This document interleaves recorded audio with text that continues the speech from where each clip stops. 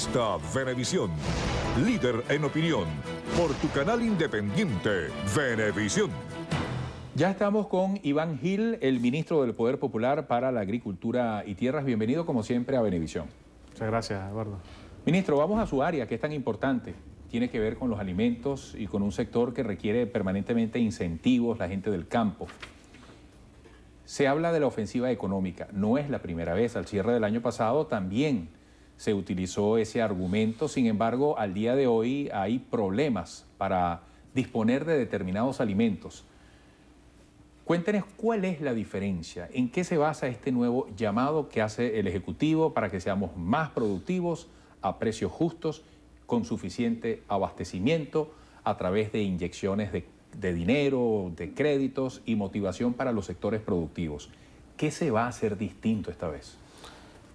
Más que hacer distinto, yo creo que esta ofensiva económica que ha anunciado ayer el presidente de la República es una continuación del trabajo que viene haciendo el gobierno bolivariano en materia económica, ¿no? Nosotros, el presidente lo dijo, pues la batalla fundamental por la economía en el 2014.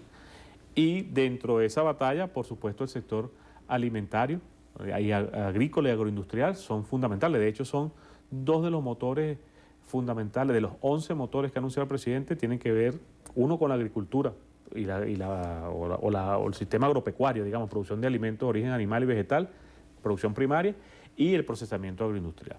Aquí hay que un poco hacer algo de historia, ¿no? El sistema agroalimentario venezolano ha venido creciendo porque ha venido creciendo la demanda, ¿no? Todo país, eso lo hemos discutido varias veces, todo país desearía tener, como en Venezuela, o sea, digo el sector productivo, un incentivo al consumo, como ha venido, y sobre todo el consumo de alimentos, como el que ha tenido Venezuela en los últimos años.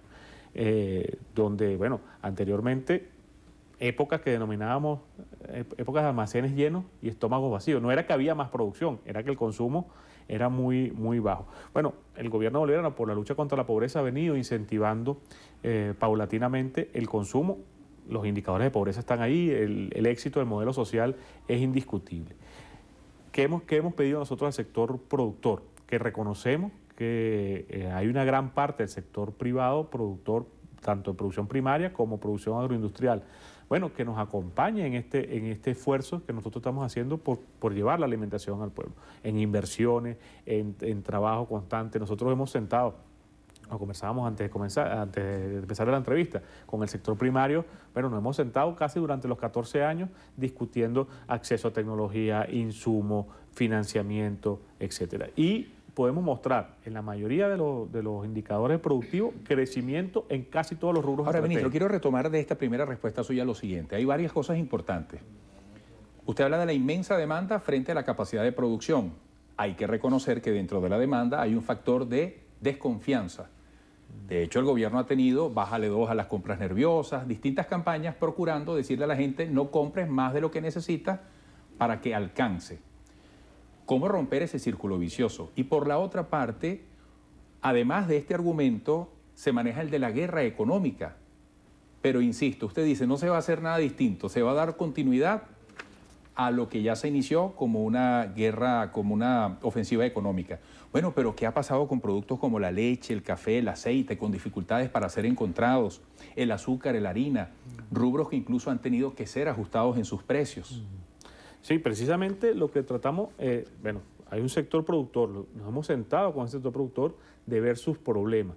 Aquí lo que está claro es una crisis del modelo capitalista que es incapaz de satisfacer un ritmo de demanda que impone el modelo social.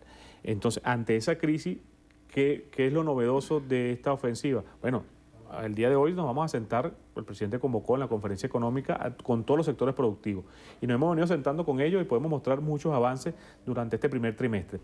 Y le hemos dicho, bueno, ¿qué hace falta? ¿Cuáles son los nudos críticos? Hemos reconocido, por ejemplo, el aparato agroindustrial privado, bueno, ha sufrido cierta, digamos, o está atravesando ciertos nudos críticos. ¿Cuáles son? Acceso a materia prima y acceso a bienes de capital, sobre todo de origen importado.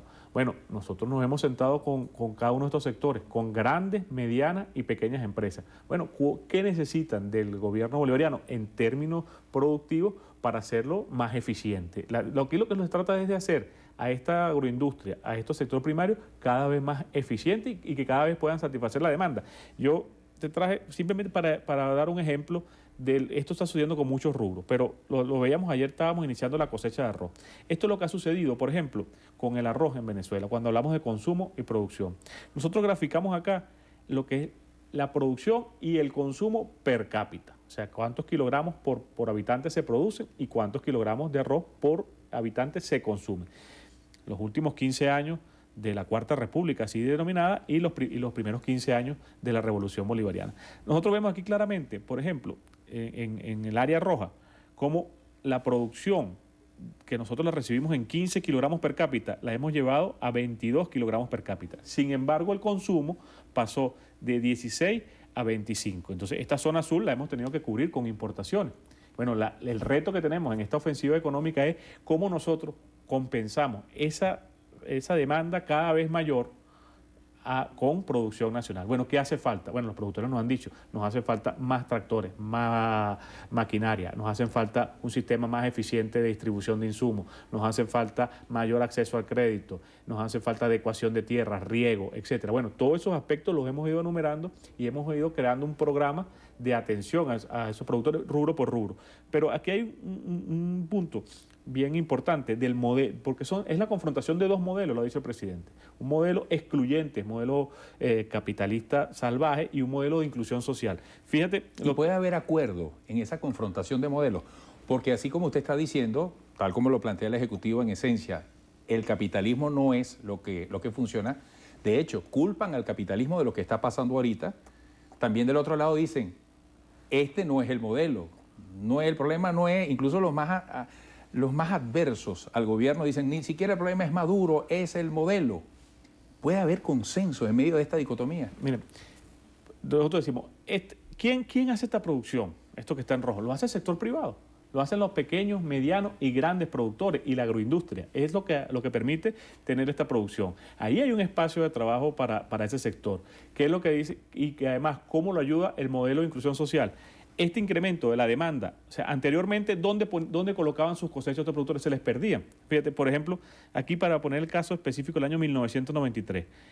El año 1993 coincide el pico más alto de producción de los agricultores, un esfuerzo tremendo que hicieron, que nunca se asemeja a los mejores años nuestros, pero coincide con el pico más bajo de consumo. ¿Qué pasaba con esta producción? Entonces, bueno, se exportaba, creaba excedentes, bueno, al final se convertía en un problema, porque época de almacenes llenos o estantes llenos y estómagos vacíos, o sea, la gente no comía. Ahora, el modelo social estimula el consumo, la satisfacción de las necesidades, y ¿quién va a satisfacer esas necesidades? El sector agroindustrial. Entonces ahí es una oportunidad. Por eso nosotros decimos, nuestro modelo es tremendamente exitoso, crea oportunidades para el sector privado también, pero de manera de justicia. ¿Qué nosotros nos oponemos al modelo capitalista? Bueno, que estos altibajos de producción y de acceso a la materia prima, a los insumos, a la producción, a los alimentos por parte de los venezolanos, se terminaba transformando en una generación de ganancias no producto del esfuerzo del trabajo, sino producto de la especulación. Ahora, ministro, para la gente que nos ve,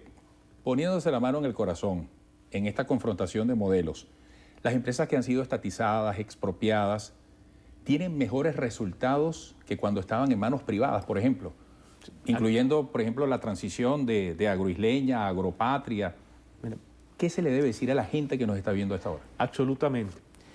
Nosotros, la mayor parte, por no decir la totalidad de las empresas que han sido nacionalizadas en los procesos económicos que hemos vivido en los últimos 15 años, bueno, han sido productos o que no estaban cumpliendo su función social, productiva, o paralizadas, pues digámoslo así, como por ejemplo muchos centrales azucareros paralizados, o se tuvo que tomar por decisión de proteger a los trabajadores y a los usuarios de esos servicios.